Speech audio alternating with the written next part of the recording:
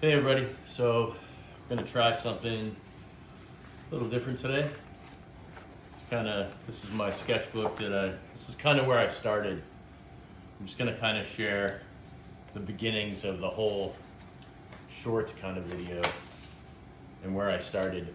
Some of these haven't posted, but this is kind of what got me into doing shorts. So I started off just doing these black and white experimental kind of abstracts, and I didn't post any of these. These were just kind of tests just to see if this was something that I would get into and start working on. Kind of just using, in this case I was using ripped tape edges to kind of create these weird almost look like hills kind of thing, just messing around with angles and that kind of thing. This was just straight tape with drawing over the tape and then peeling it off. This one, I started to take the tape and kind of rip it and tear it and get these little rough edges, which gave it an interesting look. And then I would just kind of go in and scribble around and staying with like very monotone colors. Monotone meaning, like just grays or black and white, simple colors, right? This one was just straight up looking at negative space. Negative space meaning like either the black space in between the white space or the white space itself. But these shapes that are created in between the white, it's kind of nice. The white shapes itself is kind of nice, kind of creates like almost motion. This was another one, just messing around again, not really trying anything, but just seeing how ripped edges of tape work and that kind of thing. This one was more, more of that kind of thing that was going on here, but I started to add color into it and a little bit of cross hatching, that kind of thing. This is my tag, EVAD, Dave backwards. It's just something I used to do. A tag is, just a quick signature, from graffiti culture. I did it over here too with a little star and some little bits, as they call them in the back in the day in the 70s. They would say bits, like little quotation marks or whatever, from graffiti culture. Yeah, just dealing more with color, trying to get more colorful.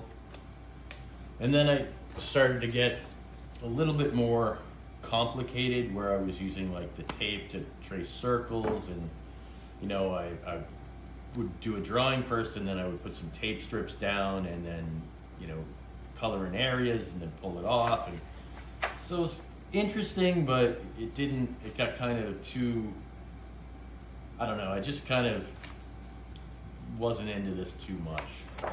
Then I started to do, well, for this one, for instance, I got away from the tape just to see what would happen if I just drew something straight out. And I think I have a video posted of this one.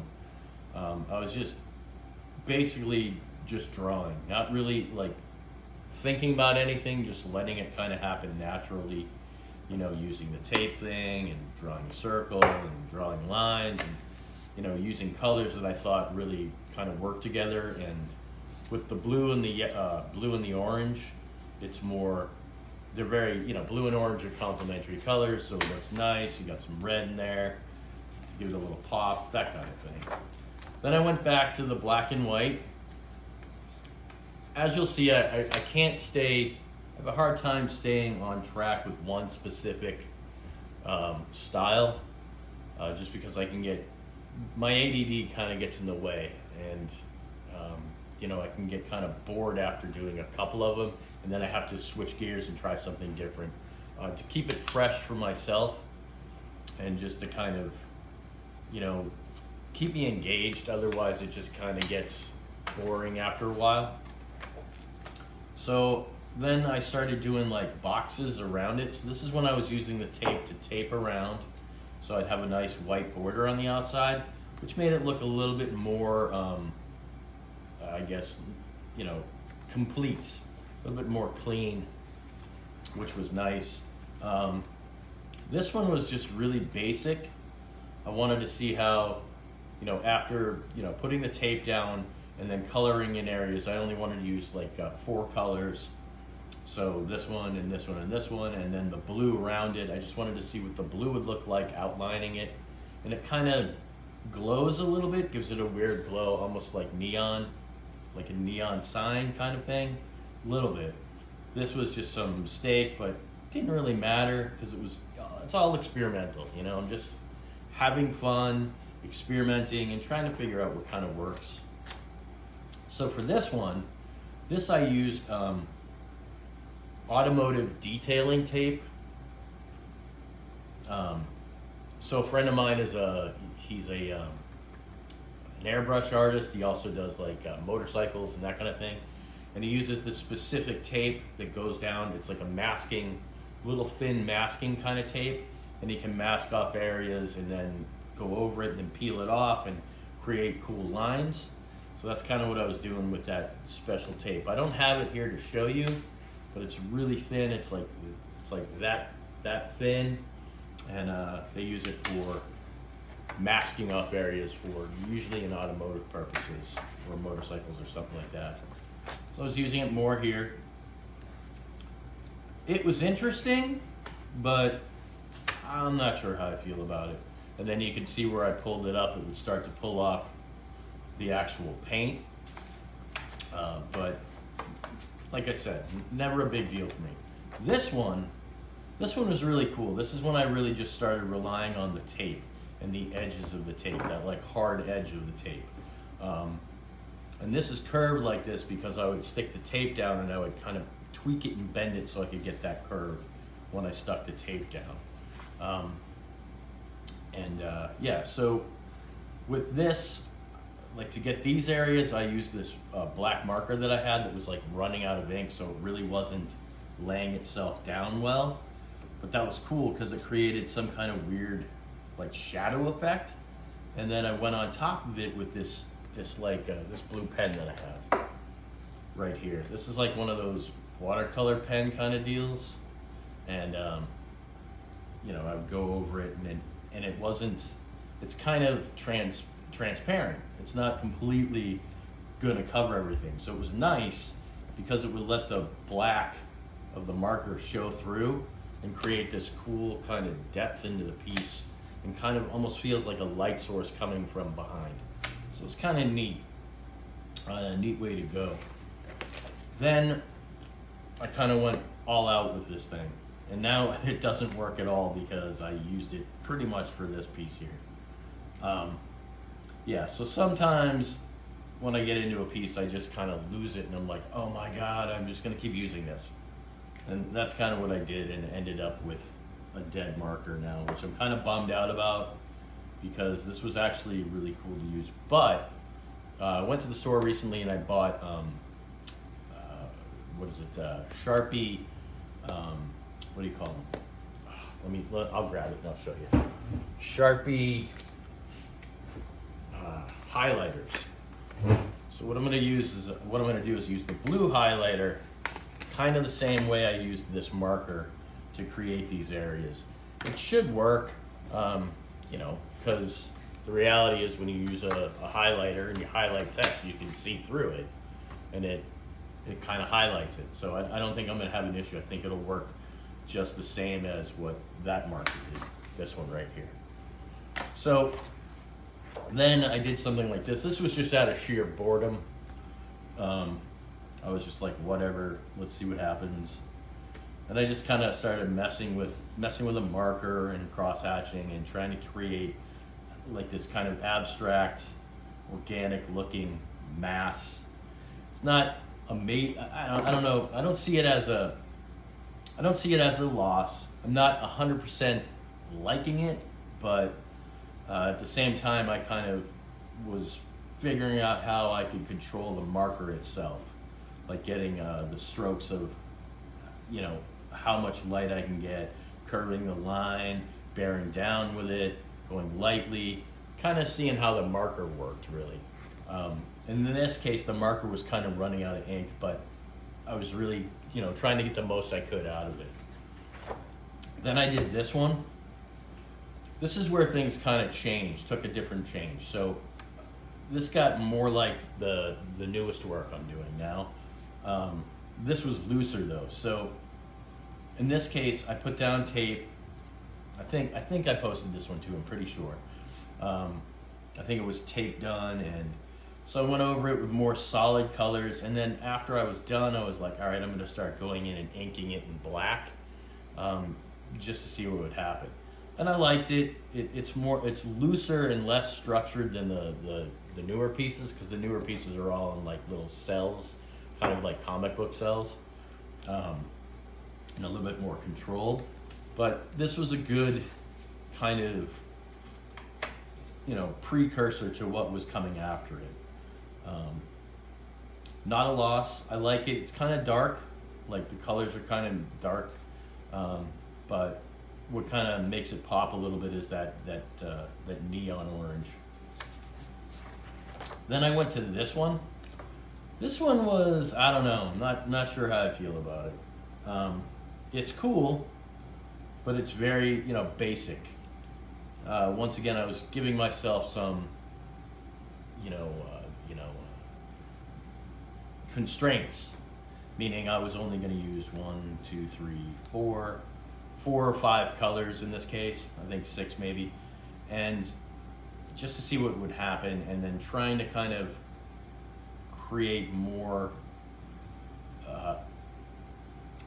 dynamics by moving these dark black lines over top of over the shapes, kind of seeing how I can break down one shape into more shapes.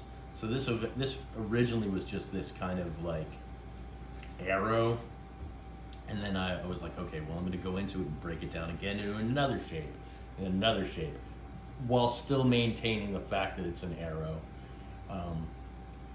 but making it a little bit more interesting. And then there was this. Now, I'm not 100% psyched about this piece. It's kind of but whatever. So I learned some things with this one. I think the best part about this one was maybe this section here. I liked how I had taken the tape and ripped the edges a little bit, stuck 2 pieces together, and then I went around it with a red and then did the lines and then peeled the tape up. But what I liked was kind of like that bleeding effect. I don't know really how that happened, but I kind of liked it. So maybe in the future that would be something I would try to figure out how to do in a different abstract way. The other thing that happened was I kind of went nuts with the black. I'm like, oh, I'm just going to keep coloring in, and I just kind of kept overworking it to an extent, and it just got kind of, just literally I did a little bit too much here. Sometimes I can go out of control and just overdo it, and this really kind of did that with too much black. I do like the sections here where it's kind of red and blue, or like kind of a little bit reddish with that dark behind it. That really creates some like light sources almost, like this is like almost a shadow, and this is a little brighter, and it kind of moves back and forth a little, so that's kind of neat in itself. So the next one I did was this one. This one, I did one of these in my studio. It was really kind of cool, and I was like, I want to try it again. And this was just generally pretty fun. So I started off with doing the line work first, and the one in the studio is more rigid than this, so it looks more controlled, but I didn't really mind the fact that this is not 100% straight, or, I think having places where it's wider and thinner gives it more of an interesting, engages you a little bit more to look more deeply into it. And then I also wanted to control how many colors I used, and I was specific in the colors that I chose. So I wanted to choose the orange and the blue because the orange and the blue really work well together. They're complementary colors, and they kind of just work. Looks nice. And then I wanted to have a little bit of ambiguity with the pink. Putting the pink in there, it kind of sits medium with the lines. Like what I'm trying to say is it doesn't really push back, but it doesn't really come forward. It's kind of just a medium in the middle. It's like with the same level as the lines are. But things that go back would be the blue. The blue is really sitting behind the pink. It's just like, and then I have some of these black areas in there to create more areas that you can go into that are literally behind everything. And then, you know, I started to do this kind of these like mechanical looking lines that kind of look like, you know, metal paneling or that kind of thing. And I really started to like that look. And that's what kind of inspired me to continue with the next couple of pieces. So this was from that mechanical look, came out of that. And I wanted it to be structured, you know, have a nice little weird kind of cell, like comic books structure to it. And then, you know, kind of cyberpunky, I guess, or mechanical, or, you know, like, you know, not robotic, but just metal paneling. That's you would find in like a cyberpunk universe or something to that effect. And I really like the lines here. I think that this is an appropriate amount of white space that I think still kind of works as a whole, and it just becomes a little bit more interesting. What really worked for me was these areas. I like how this is kind of, originally I was just gonna leave it like this lightish blue or white. This is a white Posca marker on top of the blue, and it was, you know, kind of transparent so you can see a little bit of the blue behind it. I was originally gonna leave this just white, almost like being a highlight. Then I was like, I got stuck in this whole, oh, I gotta continue the black through because it's so dynamic, and so I continued the black through it. But I think it still worked. It kind of comes off as being like the style of shading they would do in like a newer comic book. Then I moved on to this one. This one I think really came out nice. This, I'm really starting to define the lines here, really, you know, making them purposeful, and then adding in some of these kinds of drips, or not drips, maybe drips, but I mean, I think it just adds this different kind of mechanical or circuit board kind of structure to it. And then I really liked using the white marker to create those little glinty highlights. So I was putting those in there. But I think that this one really kind of really worked from the perspective of the little cells that I have here. Then I figured, all right, I'm gonna try something completely different. So I tried to do a star. This was not easy to do with tape to mask off. I really had not a bunch of problems, but I really would have to put the tape down, then peel it up a little bit and see how it was angled and all those things, because I didn't want to like draw out in pencil any kind of star, because then I got to erase lines. So I just wanted to do it all with the tape. So I think I started here and then would peel the tape up a little bit to kind of configure where I was going to put the other tape. And, you know, I think it worked out pretty well. This one, doing the tape for this was hard. But this, I really love this. I stuck with basically, you know, basically 3 colors, and then used white for highlights and black for like background, or for the edges of, you know, what I'm calling essentially metal paneling. And this one I really love. I love this one. I think this was very successful. And when I did the orange, I was very aware of where I was putting the orange. It wasn't like I just randomly did it. No, I was aware of where it would go to create some kind of balance and give each little cell a little pop of that color.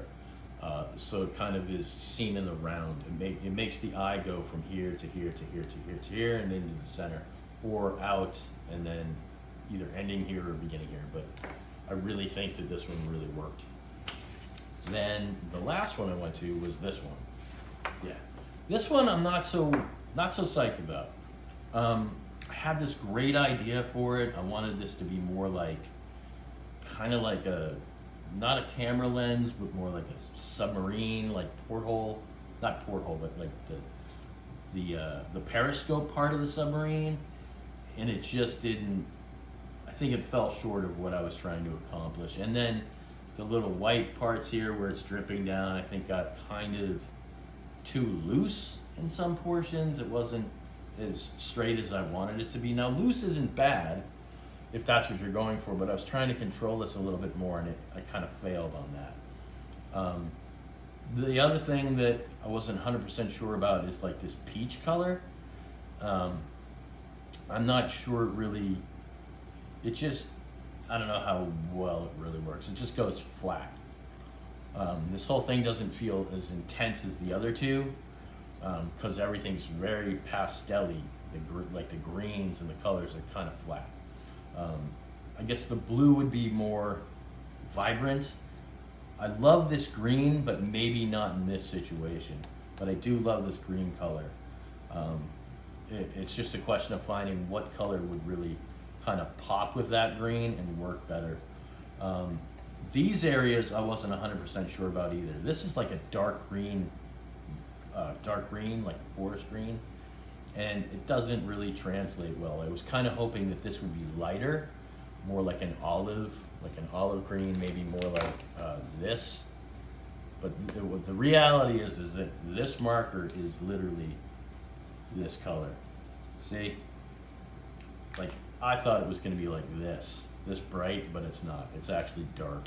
So that was kind of misleading. I do sometimes, I'll have a piece of paper over on the side of me, and I'll just go and scribble on it, and then take a marker, and then either let that dry and draw on top of it. Like, I can show you. I've done it in the back here before.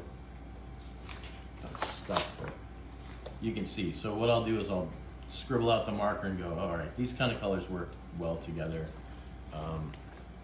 Sometimes in the borders over here, you can see it. I did it up here. This is a little bit of, I don't know if you can see it on camera. That's a little bit of like mustard against blue, and I was just kind of curious how that was working.